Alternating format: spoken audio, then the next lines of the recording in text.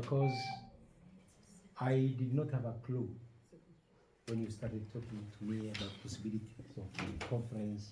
I never imagined what kind of conference, because I've been to conferences. And I must confess that although I've been practicing, cyclic processes, I've tried to introduce them into whatever I'm doing, I was looking at them more from themselves. But this conference has made me to understand that circular economy is trying to make sure that actually now you don't have a stream coming out of the process. And when you're doing the cyclic process, you're actually creating money. You are actually helping your community, you're helping your university, because through each of these steps, there is some money which will be created directly or probably indirectly because you're saving somewhere. So this was a very big eye-opener to me, and because of the people that have been presenting from the Monday, they started talking about business, and I've been always wondering that if you put business outside of this and you talk of environment, who is going to listen to you? You say about climate change, yes, they know, but who is willing to change? Simply because there is change, and this change may take I don't know how many years. There's a problem to communicate, especially when we want science to go into some of these people, and these people who really matter, the people with money or the people who have decision on money. So I was very happy with whatever I had, and the fact that it was combined with the field.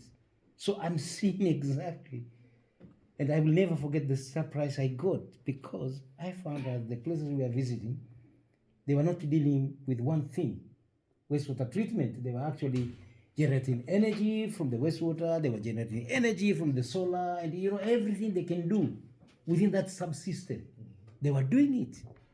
And why shouldn't we look at life in that way? I know that we are coming from countries, and countries have different policies and the way of looking at things. But I can tell you the way that the world is going fast.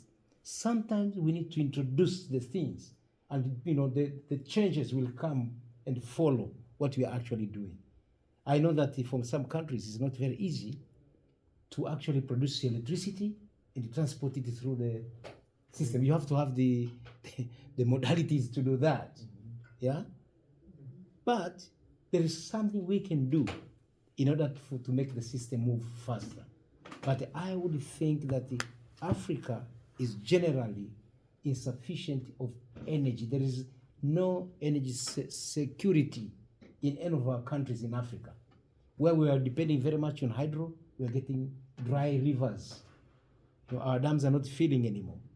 So why don't we try to make every possible effort to make each unit, if it can produce other sources of energy, to just contribute into the total energy of the country, so that the countries can actually move. So that was something that is very new to me. Another thing that I took from here, which was so I thought of it carefully after listening but visiting the companies, is documentation. Do you know these companies, they were so convincing, because first you see, but there was a documentation. You can actually see how much they are saving in each of the steps. And then I was sitting and saying, wait a minute, I have put this system at Nelson Mandela. Some years passed. Unfortunately, I had a very supportive VC. He loved it. And he was, every visitor, you come for something, there will be places that he will take you to see. But the wastewater treatment, he will take anybody who comes to see. But I've never put the money saved known. Because Nelson Mandela, before I put the system, they were incurring frequent filling up and overflowing, and they have to take the cesspit emptiers to come and take this. And sometimes in a week they will take twice.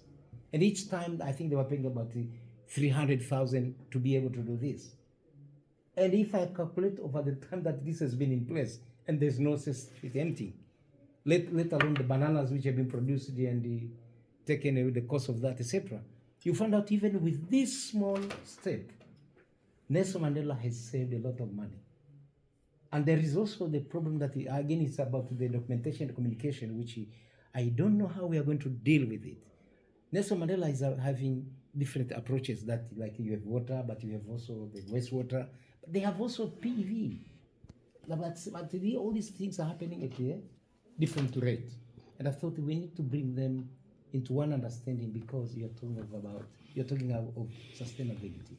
So there are a lot of things that I got from here and meeting people.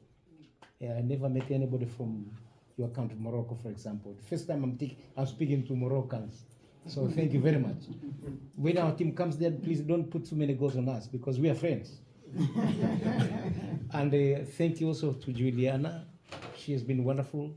And everybody else who was actually, communicating or directing or managing the whole process. To me, it has been really excellent and I really appreciate that. Thank you very much. Thanks for being here. I'm so sorry, I'm demonstrating for the final time that I'm a very bad manager in time. Very bad. So Private Jimmy and Nana then